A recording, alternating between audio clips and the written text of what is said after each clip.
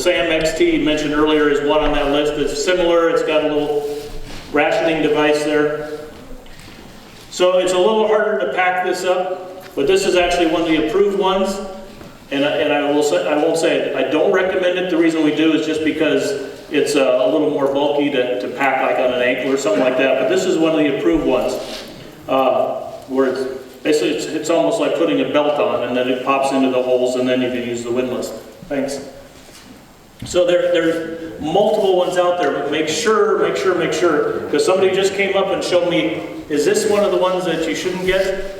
And you could feel it, and it's like, okay, this thing weighs like an ounce. And so I could put that on one of these foam rolls and tighten it down, and I can guarantee you I could break the windlass right off of it if I put a lot of pressure on it. So get the authentic gear. Okay, so what happens now if we have a wound that can't be treated with a tourniquet? If they're bleeding up here in the junctional area, or anybody see the 13 Hours of Benghazi? No, excuse me, Black Hawk Down, where they had the groin wounds and they're having to like get right up in there. What do we do for those? So we have to get something in there that will stop the bleeding. So in the medical kits that we put together for IFC, we use hemostatic gauze. So hemostatic has an agent in it that is going to stop the bleeding. So here's an example of what it looks like, and this is one I opened up so it can't be used now. So this one's got C-locks in it. Cheeto gauze is the latest and greatest. Combat gauze is another one. So it has something in there that when you hold direct pressure, it will help stop the bleeding. Okay? It's the direct pressure that's really important because we've got to get to the source. You actually, if you can, with your gloved hand, hopefully, reach up or go in and see if you can find the vein. So I have a little wound cube simulator here, and normally I can pump it and blood spurts out, but if I do, it's going to make a mess over the beautiful carpet up here. But I need a volunteer willing to put some gloves on and do a demonstration with me. Oh yeah, look at these hands come up. There we go, right there.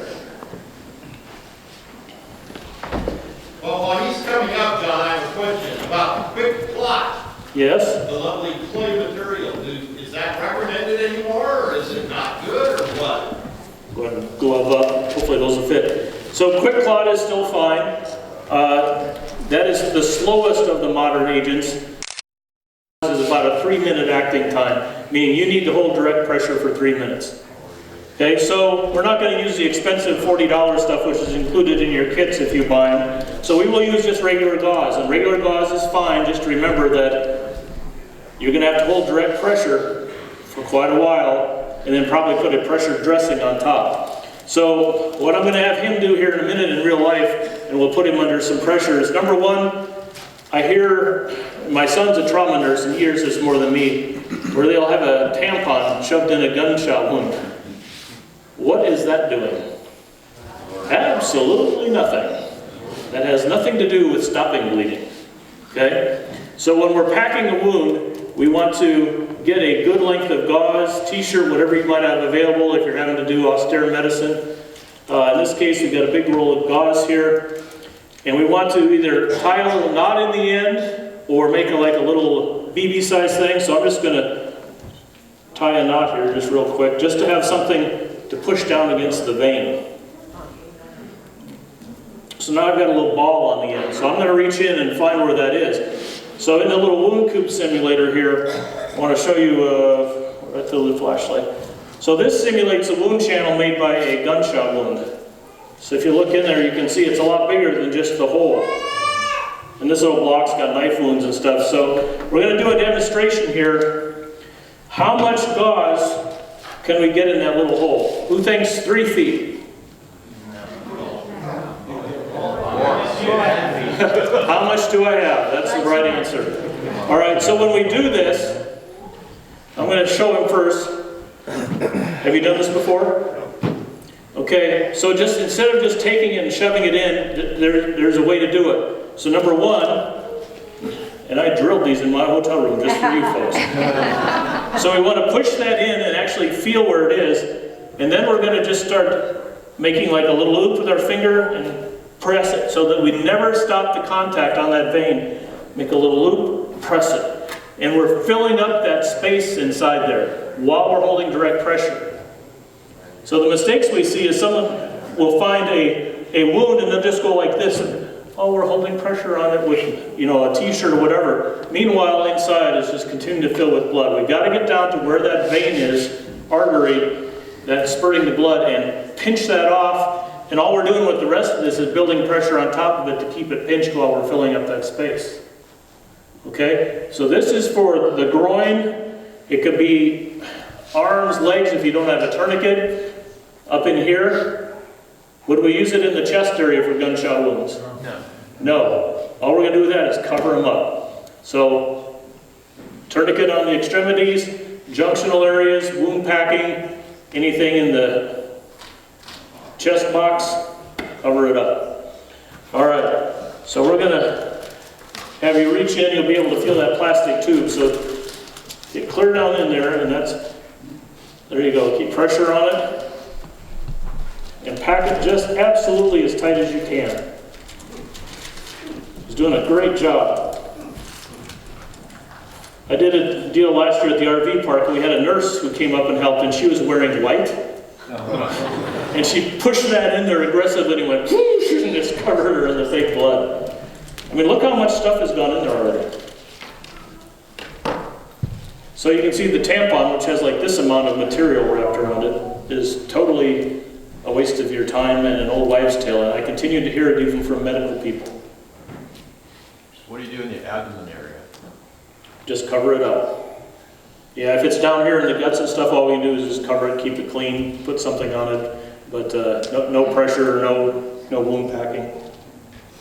John, can you explain again in detail as far as the pressure, you're maintaining pressure while you're still putting the gauze on? Right, so imagine this. Okay, so we get to this point now. Good job. You take those gloves and there's a bag there, you can throw that in. I got it. I had him trapped there with his glove. So at this point now, we would take the rest of it or ball this up. And if we had that hemostatic agent, we would hold that for 3 minutes. If you had extra people, I would say, okay, now you put pressure on this so I can keep doing the other stuff. So let's say 3 to 5 minutes. If it's not the combat gauze, then you're going to have to hold longer, perhaps all the way until the medics get there. The second thing is, let's say we use this on a gunshot wound in the arm so we didn't have a tourniquet, or in the thigh. We'd get in there, fill that hole full, pack it good, and now we're going to put a pressure dressing around it. So in the big kits, you actually get one of those. I do not carry one in my ankle kit just because they're so bulky. There's a bunch of different ones. There's the Israeli bandage. Who's heard of those? Okay? So they're handy. You can use them as a sling. You can use them for all kinds of things. When you open them up, you'll see they've got a pad. So obviously pad toward the wound. Thank you. Good job. So we'll show how to apply that. But I want to actually show you now how much came out of that hole. So that's a lot of gauze, but you can see how the ball on the end has soaked up all the blood in there. He did a good job. He got down on that tube. And if we packed even harder, we probably could have got a little more of that in there. So I'm going to get rid of this. Question. Yes. So you got quite a bit left there. Should you also look for the exit wound and pack it also? You can look for that. Wounds are very deceiving. A lot of times in legs it won't come through, it'll like travel down the bone or something. So the biggest thing is getting to where the vein is and putting pressure on the vein, because that's what's the artery that's pumping the blood out, and pinching that off and filling the hole. After that, we would get down, put the excess on top of that if we've held our pressure, and put something like this on the top. So this is an Israeli bandage. It's got the little device on the top, so that goes to the wound. So we'd come around here, go through this. Can feel it ratcheting. And now we come across, and we'd use that to hold pressure on top. And then it has little tabs on the end, and I snapped one of them off this morning unrolling this. But you can tuck it underneath or take those tabs. So it then does the holding the pressure for you. Or if you can't quite stop the bleeding, at least get that on there and hold it to slow things down. So there's a bunch of these different ones, and it's really a matter of preference and space. So the Israeli bandages take up a lot of space. They're nice, like I said, you can form other things out of them, you can make slings out of them.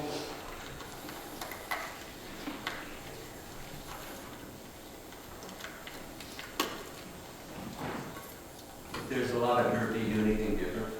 A lot of dirt.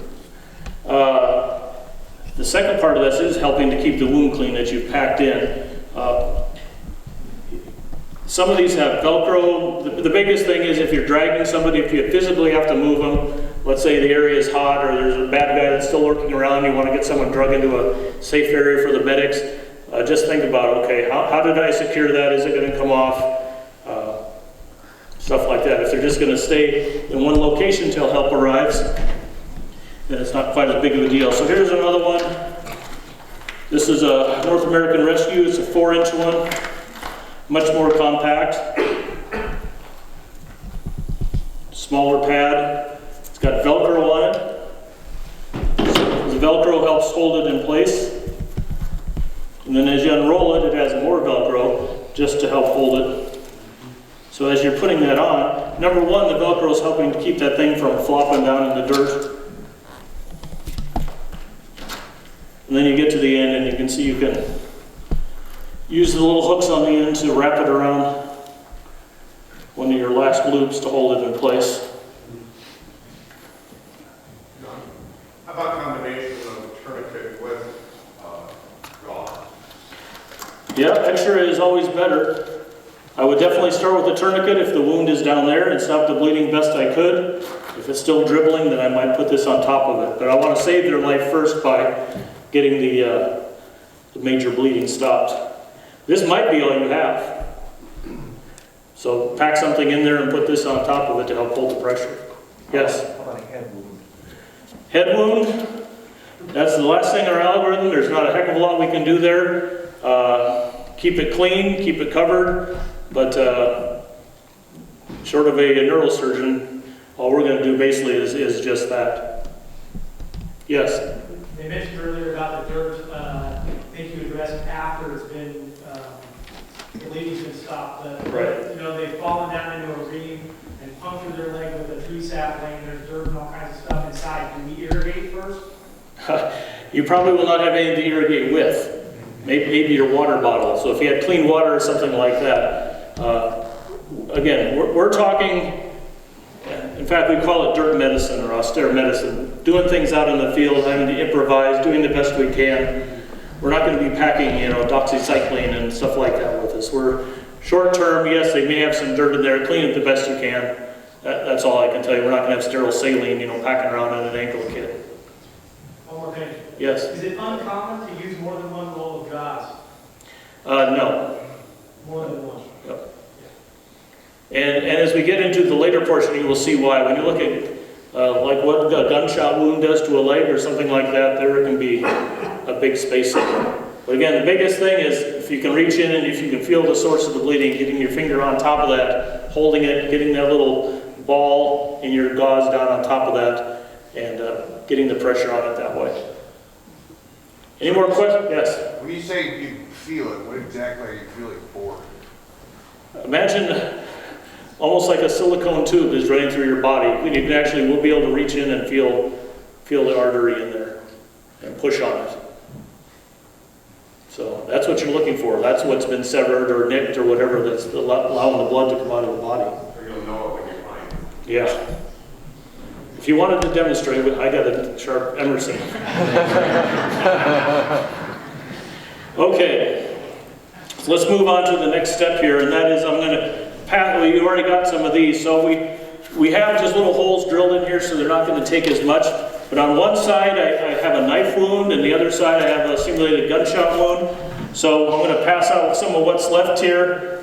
Pack in what you can, snip off the rest and hand it to a neighbor so we can let you guys practice some wound packing here. So I threw all this in a duffel on jumping on the airline to come here. Normally I have like rolls and rolls of this.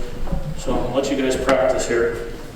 So with a knife wound like this, again, you have to figure out where does this start? Where's the actual artery? So just put your finger in there and simulate, oh, I'm feeling right, yep, there it is.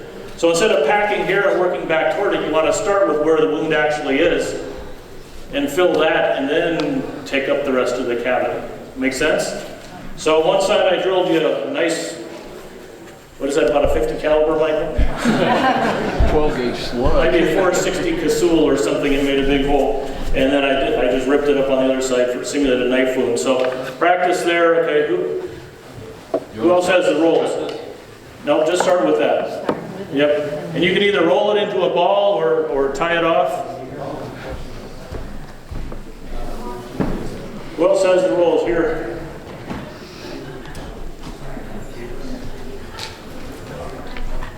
So practice. Once that's filled, just rip that in half, or we can cut it with a pair of trauma shears.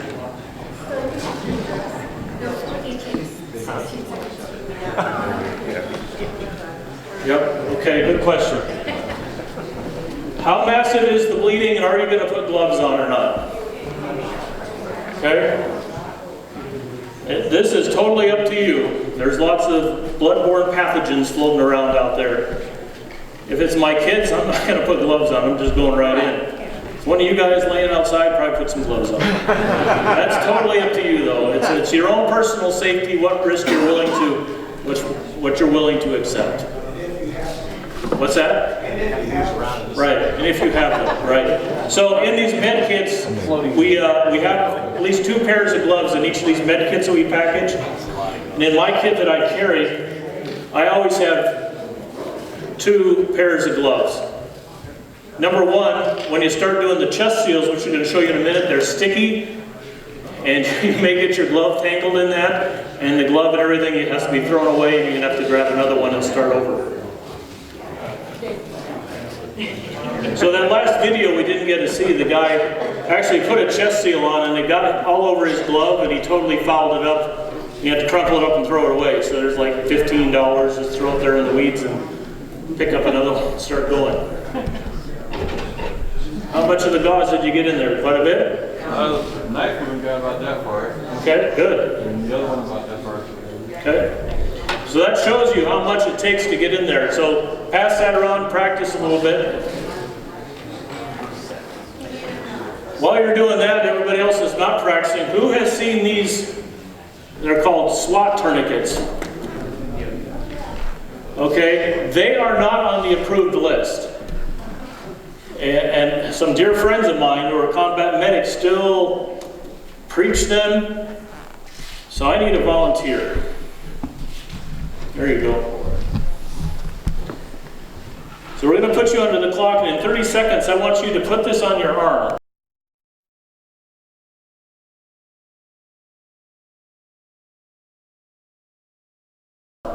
So you have to wrap it around your arm.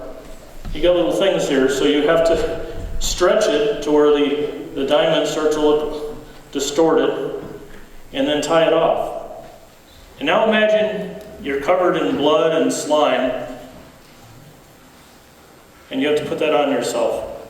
So now you have 30 seconds. Dun, dun, dun, dun. That's exactly right. So we gave him a benefit of like 10 seconds here. Dun, dun, dun, blood is squirting out all over. Yeah, it's got to be tight. Now it no, you've got to stay flat. Otherwise, you cut yourself. Dun, dun, dun, dun. Still squirting. Anybody see a problem yet? Okay. We have a clear liquid that simulates blood. I will put that on somebody's arm and they will not be able to put that tourniquet on there. So, a lot of people say, well, they're good for kids because it's really easy. Well, I can take 2 fingers and stop the blood flow on a young kid by just going like that. So, and even these tourniquets will get down to about this size. So even on small children, the tourniquets are good. So you can see these, they're compact, they're cheap, they're like 10 bucks a piece. But in my opinion, and just my opinion, but I guess the Committee on Trauma Care didn't find them worthwhile. So they will test the occlusion rate, like how many times they put this on and actually got occlusion of the blood flow, and it was very low numbers. So basically, if you're going to spend your money, get an official tourniquet, a real one, which are like $31, and save the $10 and buy extra gauze or something like that. All right, the chest seals we talked about. If somebody actually wants to play with those or see one of them, and if somebody wants to bare their chest, we can put one on just so you can see what it's like. I've already bared my chest once today. Some important things with these is take your gauze, take a t-shirt, take whatever, you have blood, kind of move it off to the side. They will stick on fluid, but they're going to stick a lot better if you can clean it up the best you can before you put that on. Do they stick on hair? They will stick on hair, yep. Yeah, that's a good point to the AED portion that we talked about a little bit earlier. Your AED should have a little shaver in it, okay? And some people might need 2 shavers. It's like, I have seen patients that are like Sasquatch. We take the thing and we're like this, like, wow. So I took all our AEDs at the RV park and put like 4 shavers in there, just in case you need them. Females hasn't been a problem with. All right, general questions about what we have covered here. How much are those kits? Okay, the kits are expensive. This kit, with this complete package of gear, the retail is $210 and our price out there is $200. And I believe, I'm gonna have to look, I think the other one's $160. So, what's that? $150. Okay, so that's the ankle cuff, and the ankle cuff itself is like 40 bucks, but it's made in the USA. We don't get anything from China. I have had mine literally since 2018, wearing it every day, and then that pack comes with that. So those are out there. If you have specific questions, want to look at stuff up here, you can do that. Let's check our time here we're doing really good on time. Okay, any specific questions, and if there's doctors, EMTs, paramedics in here that want to add anything, differ from anything, you're more than welcome because you guys are professionals. So we had a back there. How often do you have to refresh the stuff in there? Okay, that's a good point. Some stuff does not expire, like these little pressure dressings. The new ones don't have an expiration date. Some of the older ones did. So as long as they stay sterile. The chest seals will have an expiration date. So these trainers here were actually expired in March, so March of 23. So it looks like the manufacturing date looks like they're about a little over 5 years expiration on these. So a lot of the stuff we use for training is stuff that has expired because we can get it like really cheap or sometimes for free. So these things, it looks like it's got about a 5-year expiration on it. So yes, some do expire. The other thing I will say is if you have it in the kit and it's on your 4-wheeler out in the sun all the time, in the heat, definitely check it. Because at the RV park in Arizona, so our trauma kits have been on the golf carts with the guys every single day for 2 years, and when I open it up, you know what the rubber gloves look like? Looks like a mouse made a nest with them because everything's like falling apart. So it is a good idea to check your gear, do an inventory, and just make sure things haven't degraded. I get so used to having an ankle kit on that I forget it's on. And like, oh, I got my Merrill boots on, that water's only like 6 inches deep. Oh crap, I have my ankle kit on. It's like, so now my tourniquet's wet, all my gauze is wet. So you have to think about things like that and occasionally replace it. I had one of the orange tourniquets, and it's almost like colorless now because I went through water and all the orange dye and it ran out all over my leg. It's like, wow, my foot is now orange. Yes, additional questions? Yes? When you replace things in your kit, Yes. when you go to order them, Okay, we have partnered with a company. If you go to the IFC website, and I probably should have had it up here, but we have a thing called Trusted Partners, and one of our trusted partners is a company called Mountain Man Medical. And I partnered up with them about 3 years ago. I did a course in Kansas for about 500 people, shooting, trauma, the whole thing, a bunch of different instructors. And this kid Jacob I met was a really good guy. He had just bought this company, and he says, "Hey, would you guys help us like build trauma kits? We want to actually like get good stuff, approved stuff, put it together, save people money." And so when I got involved with IFC, I said, "Hey Jacob, we need our own trauma kits for IFC." So you can order refill kits, you can order tourniquets from them. There's lots of medical gear they sell that's not in our kits. We have kind of like taken the basics of what works by actually talking to the trauma medics, talking to my son Nathan, who's done more gunshot and knife wounds than I will ever see in my entire life. He like calls and laughs at me like, "Dad, you know, you're gonna do all this fake training and fake blood." I had a guy that I blew his face off with a shotgun, and I said, "Oh, we've got to find the airway." "Oh, well, he doesn't have a face, but I can see where the nostril is, so I guess he's got an airway." I was like, "Nathan, you really got to call me like at 1:30 to tell me this stuff?" But it's the same algorithm. Talk about improvising. So this is a true story. When he first started in the ER after college, he had a really serious bleed, and he's at a hospital like kind of like Mercy in Des Moines, where they drive by, they kick the bad guy out of the car and drive away. And so this guy was like pumping blood out all over, and Nathan's like, "I need a tourniquet, stab!" "Sir, we don't have any tourniquets." "This is an ER, you don't have a tourniquet?" Nathan's like, "Crap, what am I going to do?" He said, "Give me a blood pressure cuff." And so he cranked that blood pressure cuff up tight enough that it actually occluded the blood flow. And I said, "That's a great job. How much was that blood pressure cuff?" "Probably like $5,000 in the hospital. They could have a $30 tourniquet." So then the ER finally ordered tourniquets. But yeah, so you might be better prepared. I'll give you one other story, and this is Jefferson. I had a young kid that was working for me, and he had cut himself like up in here, and it wouldn't stop bleeding. He went to the ER, and they couldn't get it to stop bleeding. He called me like in a panic.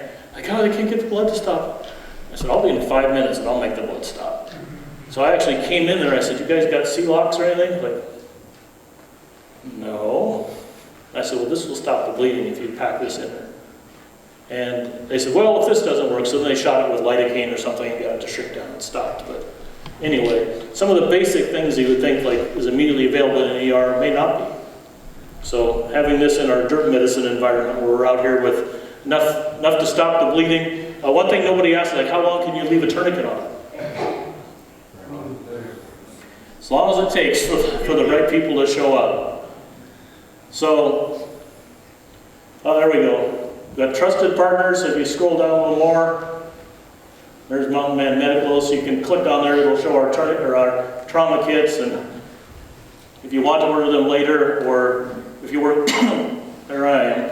You can work your way into the Mountain Man site, but the 2 kits we have are there. And if you sign up, whether you buy them here or buy them there, you can get a free class. Brian McLaughlin, no relation to me, but he will do he's a former combat medic, has a little online course you can do as well. So that, excuse me, that shows everything that comes in the kits that we have. Talks about Mountain Man Medical, but they literally can get everything, and they're like a one-stop shop now. So it's concealedcarry.com is like the overall company, and then they got all these small companies underneath them. But that's now where I order my holsters. I get everything through concealedcarry.com because they've basically went to all my friends and neighbors that made holsters or whatever and said, "Hey, we'd like to buy your company and put it under one umbrella." So like the KSG holsters that I wear, they sell those now. They actually make them in Colorado. Anyway, time on the tourniquets.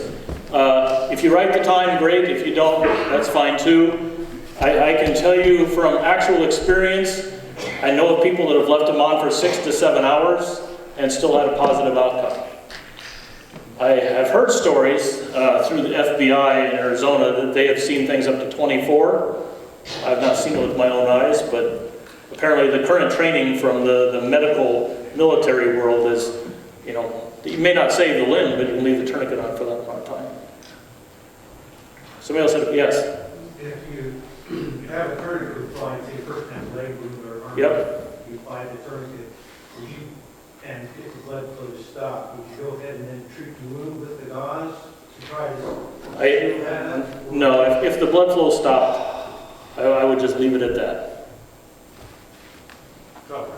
Yeah, you can cover it if you want, but the most important, you may have multiple people, I mean, it's lots of different scenarios. If you have one person and you're waiting a half hour for paramedics, yeah, you could do that. The most important thing is stop the blood flow.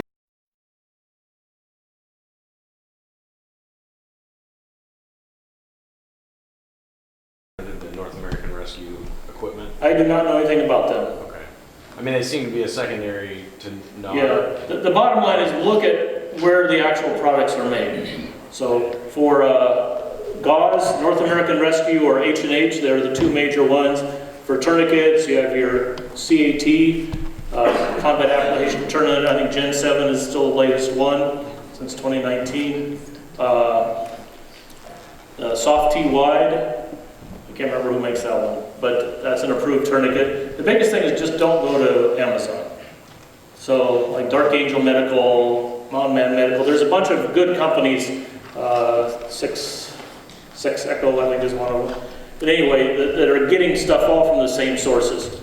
And you guys, if you're at church or school or whatever, you could call North American Rescue and say, hey, we want to get set up on a plan directly with you, and you get that 20% discount and could order directly from them. It's just these other companies, Jacob passes on the savings to us because we're bundling these kits and doing promotions and stuff back and forth. So it's just making it easy to go on one website and say, I need more shears, I need this, I got this. Stuff doing classes and cut it open, and especially with gloves, so good to refresh stuff. Any other questions or comments? Has anybody ever used a tourniquet in real life? Want to tell us about it? Nope. Okay. Anyone? Yes. You'll find that you move very slow, but Yeah. time feels like it's moving 1,000 miles a minute. Be calm, Yep. or you're trying to do things fast, or you will mess something up. Very good. So one thing that we teach in the gun world is what Grossman calls combat breathing, and we do it for aviation when we're in a stressful situation. Oh crap, the engine just blew up. I have a video of me with an engine failure, and people laugh like, your nostrils, like you can put your old hand up there. Because I was doing combat breathing. I was, why am I breathing like that? Because I'm starting to go into tachycardia. Like I was probably up at like 140 or 150, and you don't think clearly when your heart's pumping that fast. You want to get your heart rate down, and you do that by slowing your breathing. Deep breath in, hold, 2, 3, out, 2, 3. So before we do like the shoot house simulation, we're ready to punch the door open and go into a dark room. And granted, I've never done it for real, only in the shoot houses for training. And I'll just stop at that door before we soft check the door and go, okay. So exactly what he said, auditory exclusion, time dilation, all that stuff is real, but the more you train, the less impact it will have in the real world. So the first couple of in-flight emergencies, yeah, I was like, hard to think, hard to hear. Was that radio call for me? Did I declare an emergency? Did I do this, do that? But after you've had it happen multiple times over 40 years in the cockpit, yeah, we're declaring an emergency, have a right engine, we've had to shut down, we have 6 on board, we have 240 gallons of fuel, and we're diverting to Sholo. So you'd be able to handle it a lot easier. So that's why practicing this, even though we're just doing the, buddies and putting tourniquets on them, you're starting to build stress inoculation. So the more you practice, the more you go to classes, the more you watch actual videos of this kind of thing, the more you're going to learn. And the less stressful it will be in the real world. Any other questions before we take a break here? So after you use the tourniquet in real life, Yes. is it still usable, or do you need to replace it? It goes into the training category after that. So if you have your own tourniquets, we do not use them for training. That's why all the ones I have here are blue. So I say blue is for training, and the black and orange go on bodies. So I will never use my own tourniquet for training or to demo or something like that. I will use a trainer because if it's used 1,000 times, maybe the 1,001st time something will rip or fail or whatever. It's been in the bag for 6 or 7 years, where I will rotate my own gear every couple of years and make sure it's new and ready for action. Does it make sense? Yeah, so people show up at class all the time, oh, I've got my own here, look, and it's just like, leave that away, or put it away, use the stuff we brought. More questions?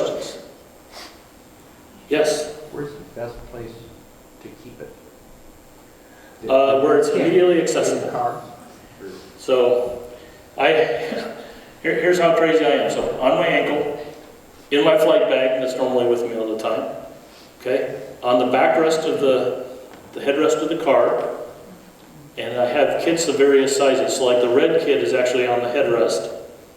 So if I show up at a car wreck or I see something that happens in front of my eyes, it's right there. I have 2 tourniquets, I've got extra gear, and then I have basically a bag like I brought all this stuff in, but with the real gear that's got the medical badge and all that stuff on it.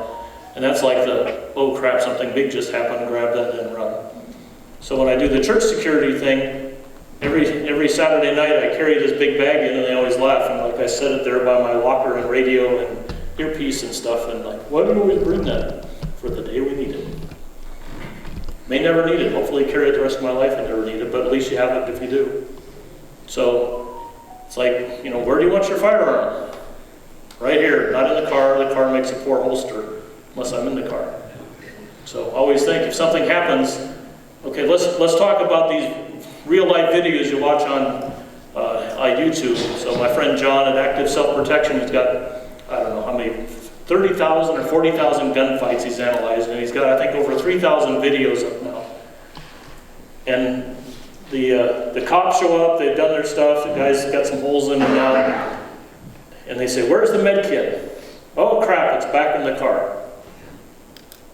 So you're starting to see more police now with tourniquets at least on them to start immediate care, but the trauma bag is always in the car, and someone's got to run for it and grab it.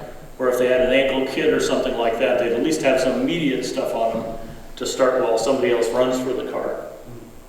So, as you've heard in this, time is precious, and you may not have time to run back to your vehicle, run back to the house, or having something on your body or strapped to the handle. That's where these things are handy, because I can wrap this on the handle of my bicycle, on a four-wheeler, motorcycle, and at least you have the basic stuff that you need immediately available, not 60 seconds away or 5 minutes away. Does that answer your question appropriately? Or? Okay. Anybody else? I'm assuming your normal attire is khakis because they're loose and boots. What? Tactical hobo. Yeah, that's my normal attire. I probably should get some jeans, but kind of who I am.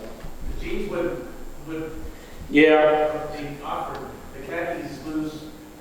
Right. I can see you in a cockpit going, oh, how's that work for you? It works fine. I fly every day with helicopters and airplanes with an ankle kit on.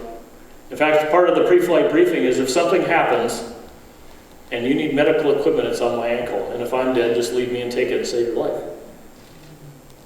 So, as he mentioned the stress the other day, we do the same briefing all the time when we take off. You know, if this happens at this, we're going to do this. So it's already programmed. It's fresh in your mind. And one of the flight students just last week, a student pilot, not even a private pilot yet, took off, started to turn, and that was the day the engine quit. But he had briefed that in his head every single time, and he made a very nicely executed landing to a parking lot in Glendale, hit a curb, the gear came off, but opened the door, walked out totally unharmed, because train. Now that's myelinated through your neural pathways, and it's there. It's not like, crap, what am I supposed to do? What's that algorithm? What's the steps? It's there, and it has to be there. Instant recall when you need it. Yes? And aside from physical training, literally just thinking about what you're going to do in any situation repetitively, you're going to remember those things. And you don't even have to physically do the action. However, that's the best scenario. But think about what you're going to be doing in any scenario that you're going to be in.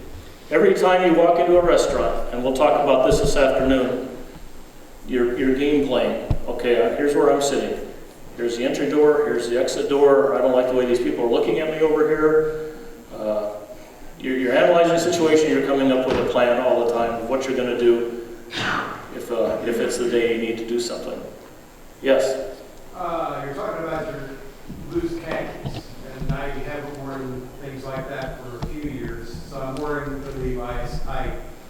Do you have an issue? Do you think people have an issue if you're wearing this ankle and you have to walk into Walmart and you've got this, it's obviously not a gun, but a weapon. Well, I would assume they do.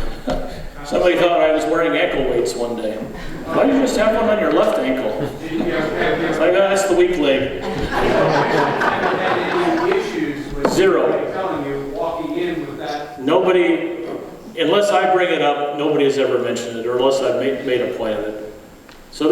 people laugh now because I have it on all the time, and they know, oh, does somebody have a Band-Aid? Yes, I have Band-Aids, they're stuck in there. And so it's kind of become a point of humor now, but I like being prepared best I can. Airport TSA? Airport TSA is 100% good with it. They love the small trauma shears, they get a little owly, but these go in the check baggage, but the 4-inch ones that we put in the ankle kit,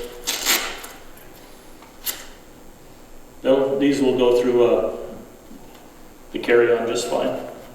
So back during the political campaigns,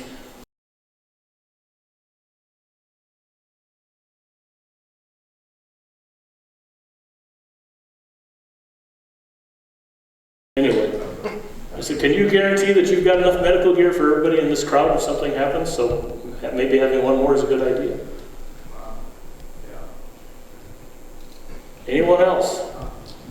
You were talking about having a thought, going through, brief yourself. Right. But to verbalize it actually makes it more retentive. Yeah, I mean, just tabletop exercises with your business, with your, whatever you're associated with. And people talk about the video training like this active self-protection. Watching is actually learning. Because you're analyzing what these people did, what could they have done better, what worked, what didn't work. And that's now in your subconscious and available for recall when you need it. Like, hey, I've seen this before. It might have been on a video, but you've seen it before.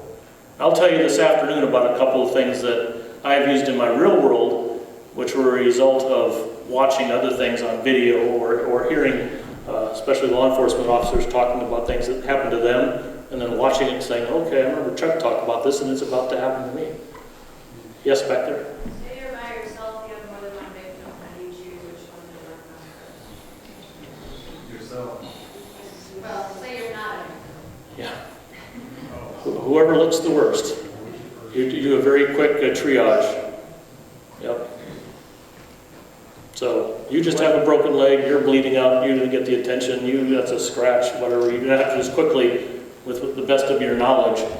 And again, human intuition is pretty good. Geez, that's a lot of blood. So if it's a bullet wound, say one got it in an arm, they're not spurting, but the other one got a chest wound, obviously we're along chest wound first. Oh boy, we're getting tricky now. So was it into the heart? Like if it's in the shoulder or something and it's not bleeding, I probably would put the tourniquet on the guy that's got the big gunshot wound first. Really, it is limited what we can do here. All we can do is cover up holes and get him to a trauma surgeon. Stop attention pneumothorax. Yes, Michael? I'm curious about burns. Is there much you can do with that, or is it a priority? Not all we can do with that except just cleanliness. But I would not even want to touch, move. The tourniquet thing I told you about, the 7 hours, that was a horrible event. One of my young flight students who's now flying in Las Vegas, they had a helicopter crash, and he was the one that had to respond to it with another helicopter, and it was a horrible mess, and burns, and traumatic leg injuries, and they put the tourniquets on, but again, it was 7 hours until the medics and everybody could get down. Literally, they had to rappel down to get to where they wanted to be. But it was 7 hours. It was like 5:30 in the afternoon, but it didn't get them to the trauma center until well after midnight, like 1:30. But yeah, so the burn things couldn't do much about on the scene, but they at least stopped the bleeding, and the guy was able to live. Yes? If you run into a situation like that where you may suspect neck and spinal cord injuries, and there is bleeding, do you move the person? I would move them the least they can, but I definitely have a tourniquet on, because without the tourniquet, the rest of the injuries are irrelevant. Okay. Yeah. So for instance, a friend of mine in Washington just came across a car wreck where it looked like there might be neck or head injuries, but the person's bleeding out, so he put a tourniquet on, but he didn't cut the seatbelt, didn't drag him out, he did it in place best he could. So that's a personal call, but if they're bleeding out... Lawsuit issue in any case, you never know.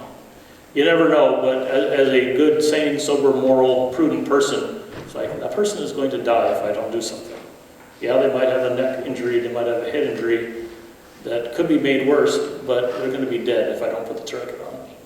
So that's our scope of practice, at least. We know how to put a tourniquet on, put the tourniquet on, and then let the higher level of care take it from there. Yes?